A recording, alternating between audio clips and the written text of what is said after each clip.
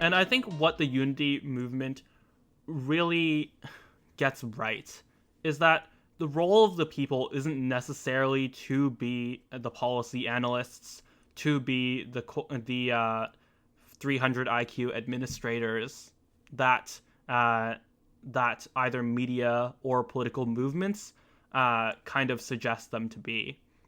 The core power of the people is a veto, its ability to say, F this stuff, and say, we're going to go with some other alternative, regardless of what the circumstances are, because there is simply no trust. And that's fundamentally something that keeps the entire system of government in check. If you're going to ask the voters to do an incredibly difficult task, that isn't going to be feasible. Quite frankly, people have full-time jobs to do, and that's perfectly understandable, and electoral systems were built around this.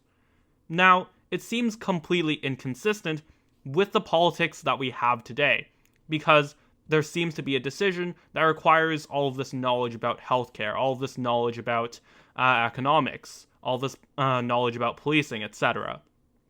And there's a false binary that's put into place, which is either you think that people should be more involved in politics, or you think that they don't and you're quote-unquote autocratic.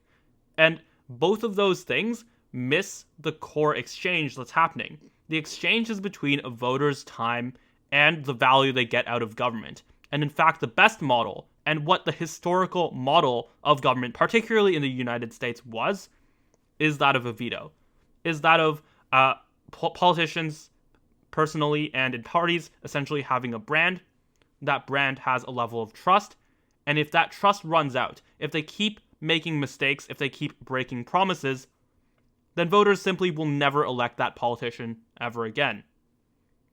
And in fact, the core appeal was either someone who had that positive track record, or in lieu of that, someone completely random, a citizen politician. Now, we've somehow been tricked into believing that that veto no longer exists, that there isn't an ability to just shut everything down and to close off all of this opening towards either of the two political parties. And any kind of method that offers an alternative is the way out here, is the way to reactivate that cheap but incredibly effective way of keeping politicians in line. Thank you for watching the Unity Now podcast. We'd love to hear from you. Please comment below and follow along at unitynowpodcast.com.